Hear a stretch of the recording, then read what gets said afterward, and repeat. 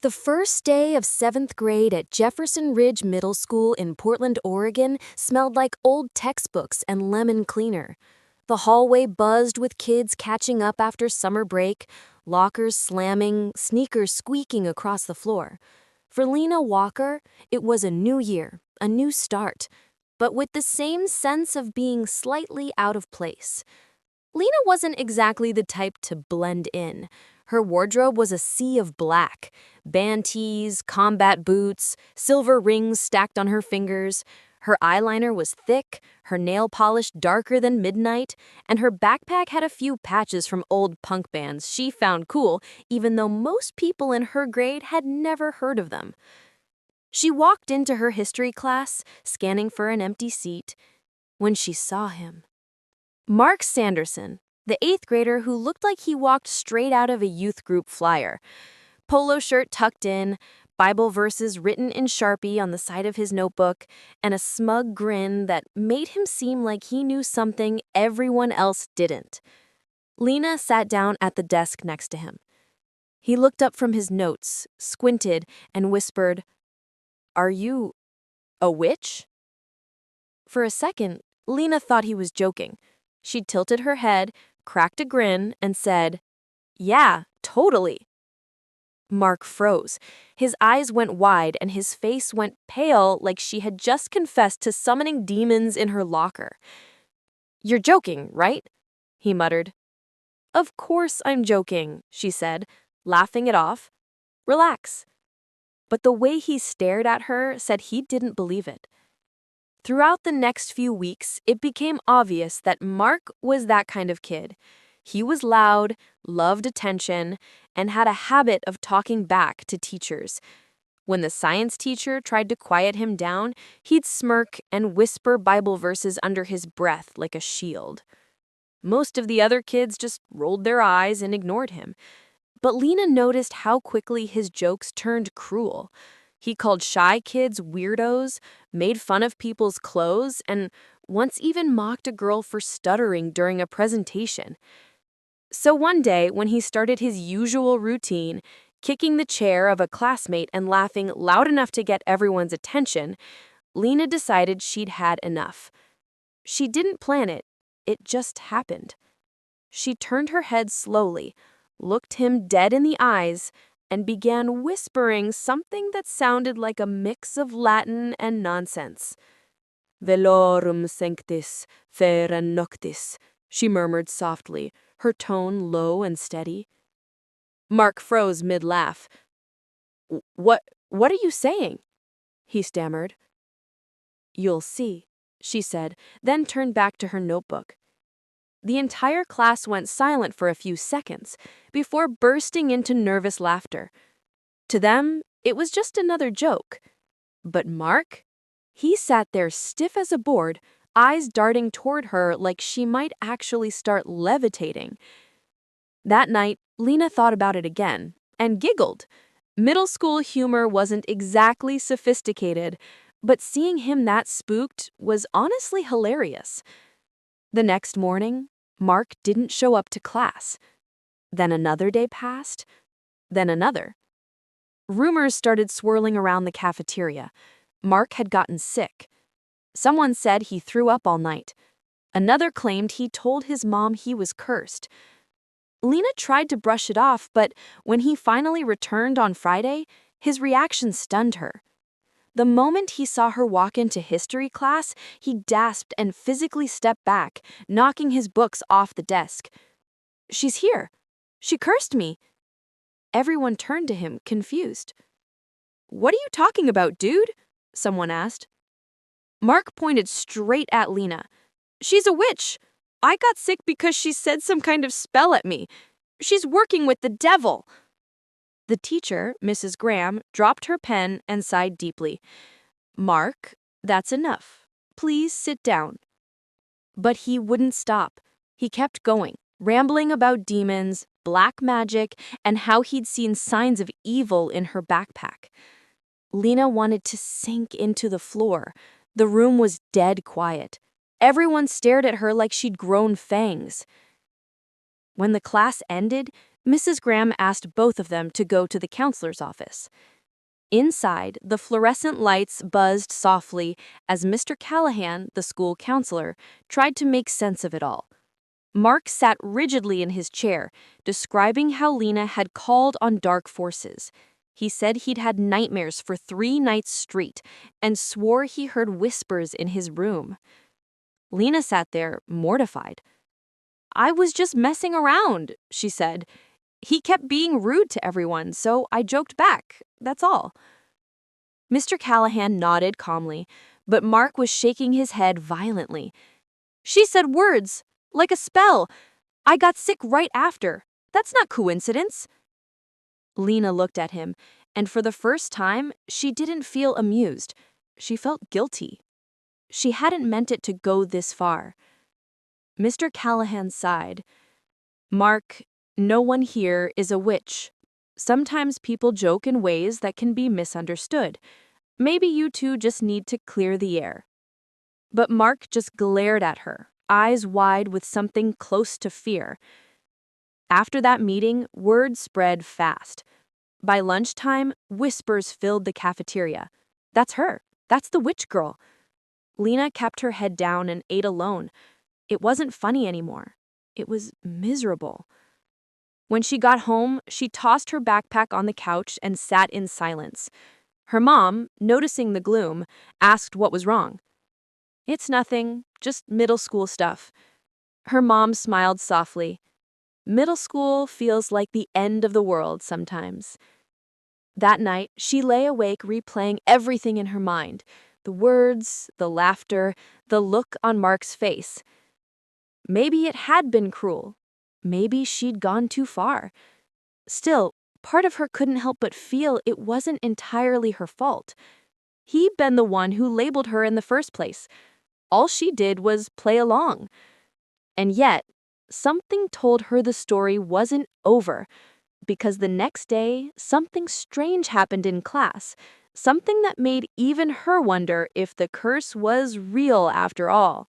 After the counselor meeting, the air around me changed. It wasn't just Mark who looked at me differently, it was everyone. Word had spread faster than wildfire through the 7th and 8th graders at Jefferson Ridge Middle School in Portland, Oregon. By lunchtime, whispers followed me down the hallway like ghosts. "That's her, the witch.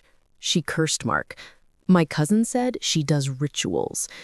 It was middle school gossip at its absolute peak. Wild rumors, no evidence, and no filter. But when you're 12, logic doesn't stand a chance against imagination. At first, I laughed it off. I told a few of my friends it was ridiculous that I just wore black because I liked it.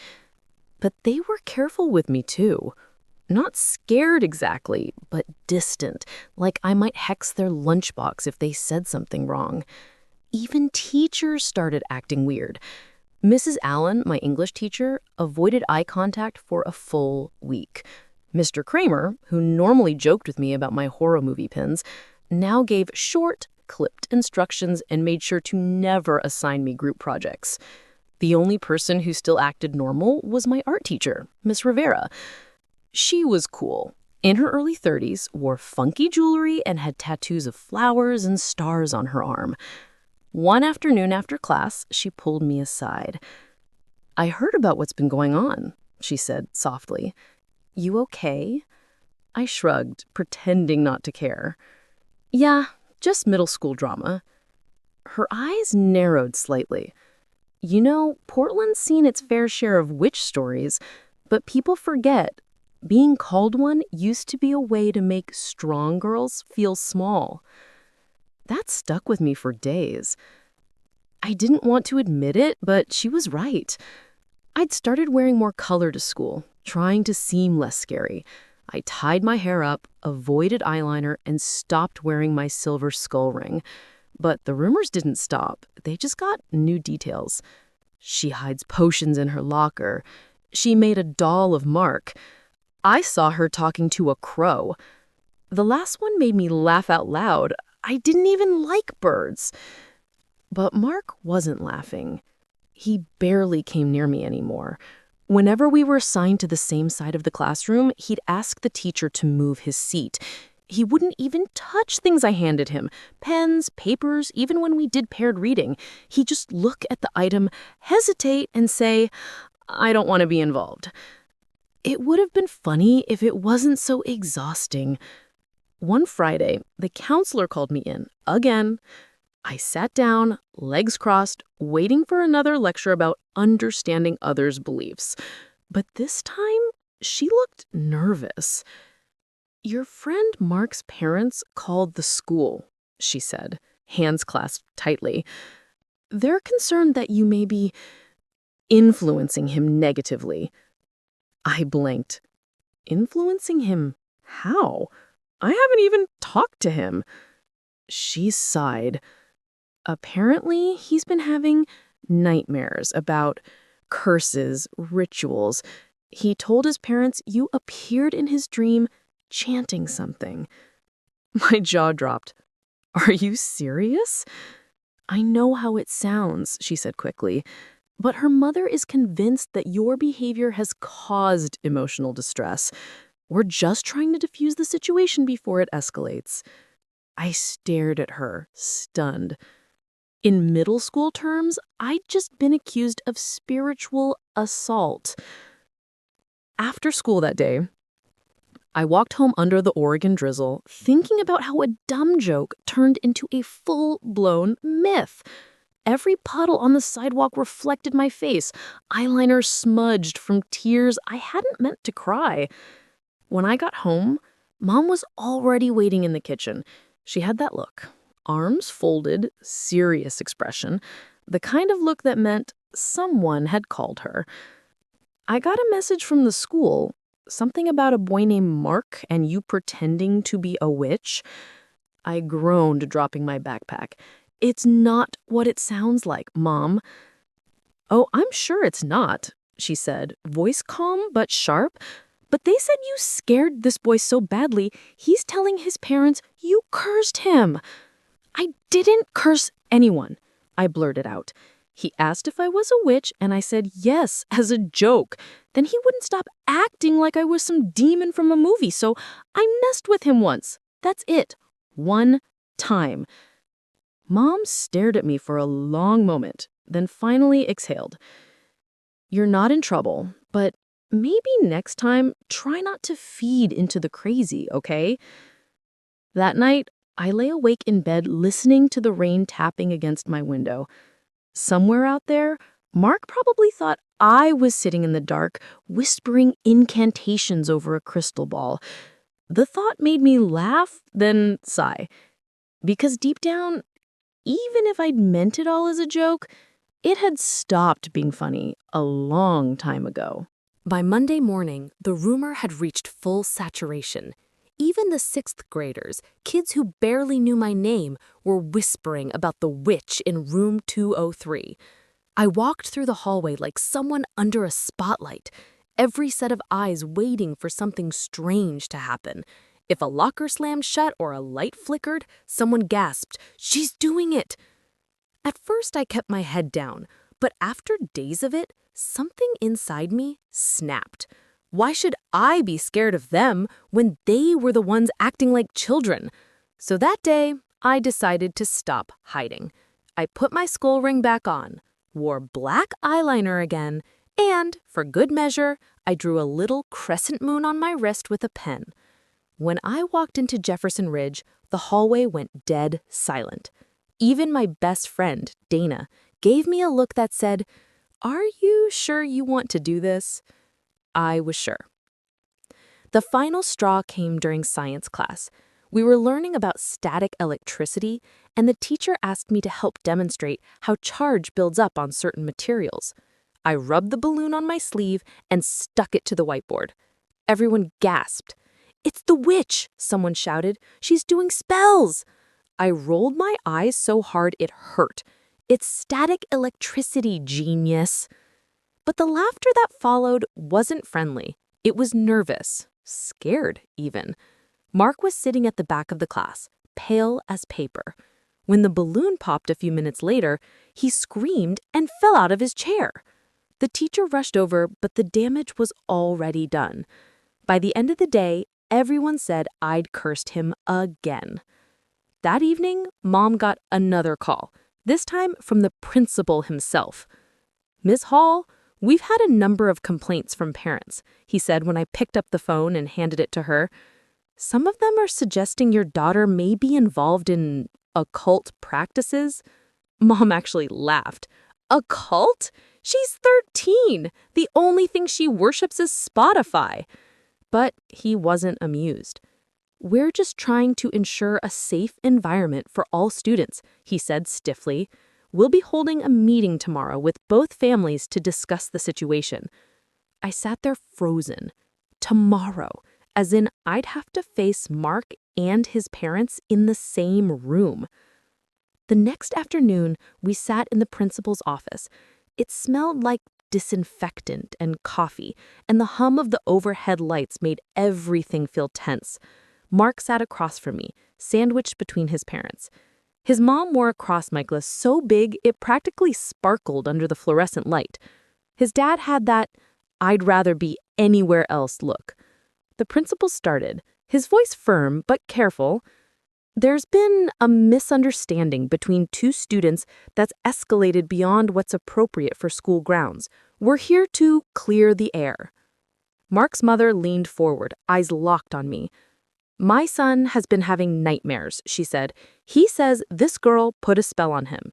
Ever since he talked to her, he's had insomnia, anxiety, and he wakes up screaming. We're a Christian family. We don't believe in this sort of thing." I bit my lip to keep from snapping.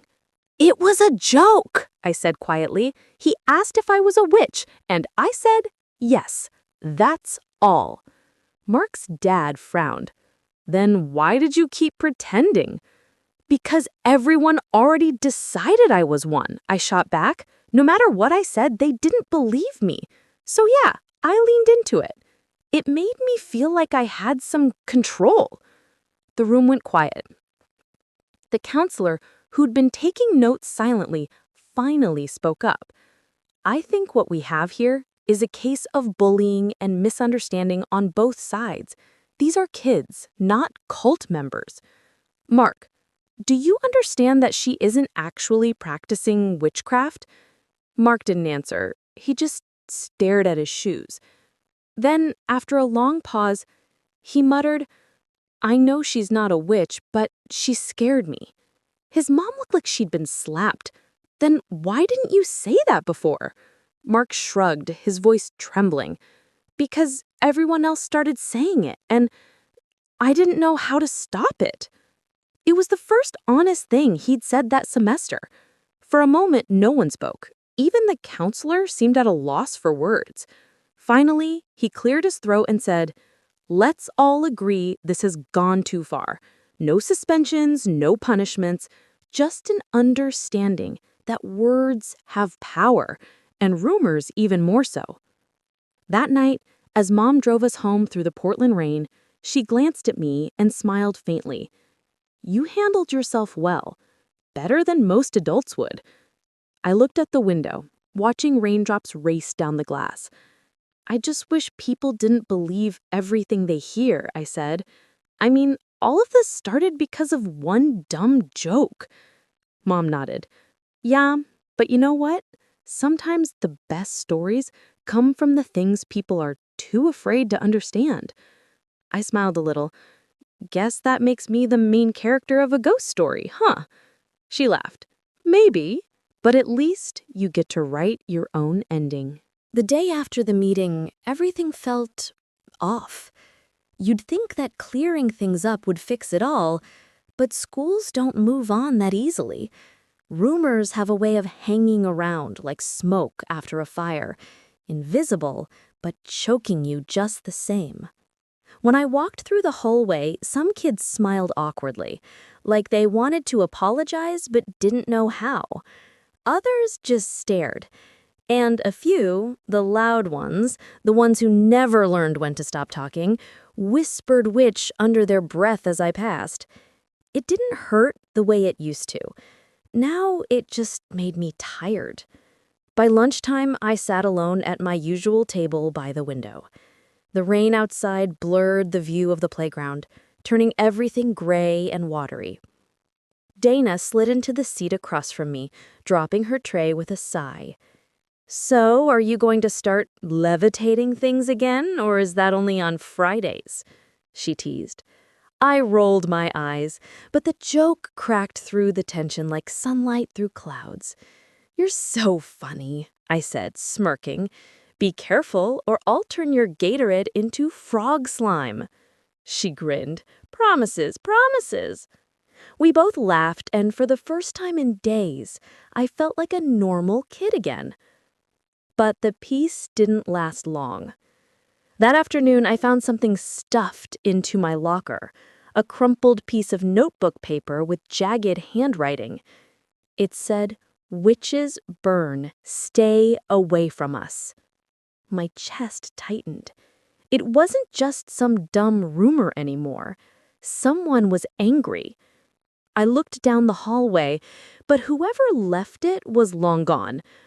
When I got home, I didn't tell Mom. She'd been so relieved after the meeting, I didn't want to make her worry again.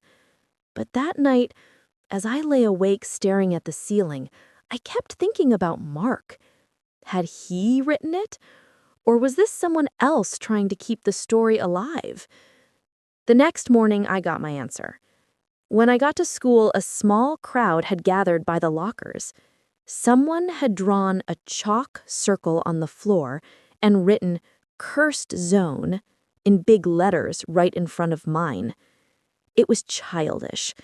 It was ridiculous, but still, it stung. The principal was furious when he saw it. He ordered the janitor to clean it immediately and called an assembly to talk about bullying. He didn't mention me by name, but everyone knew why we were there. He said, "When fear turns into mockery, we lose what makes us human." The auditorium went quiet. For a moment, I thought maybe, just maybe, things would finally change. But then, after the assembly, I caught sight of Mark standing near the vending machines. He looked miserable. Something inside me told me he hadn't been behind the locker stunt. So I walked up to him. "Hey," I said quietly. He flinched, then looked at me. "Hey." There was a long pause. Then he said, I didn't do that chalk thing, I swear."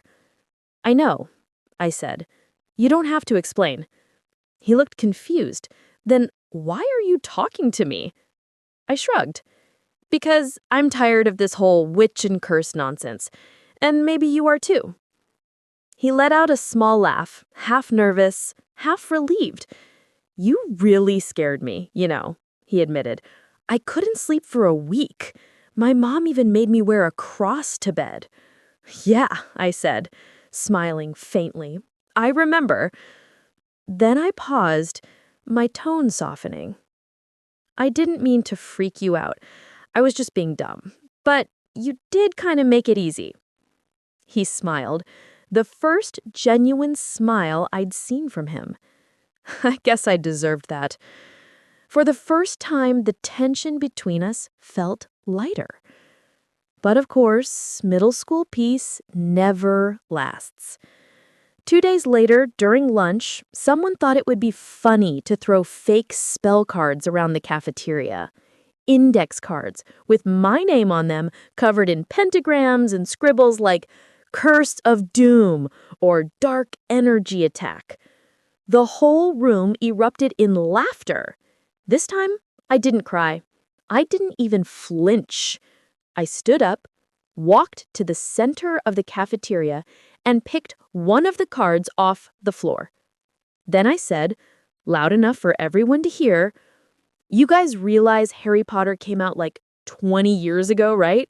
Get new material." Silence. Then a snort. Then laughter. Not at me this time, but with me. Even Mark laughed. The next day, the witch nickname died.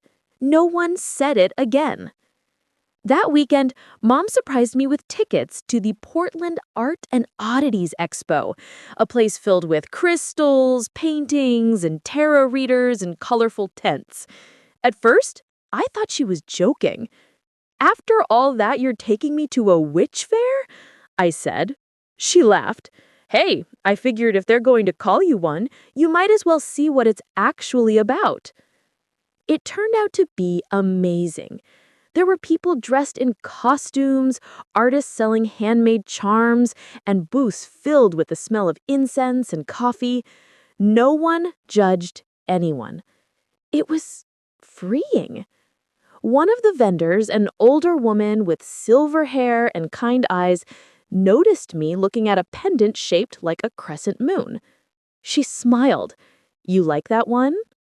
I nodded. "Yeah, it's cool." She handed it to me. "Then it's yours." I blinked. "Really?" "Consider it a reminder," she said. "Power isn't about scaring people. It's about knowing who you are and not apologizing for it." I wore that pendant every day.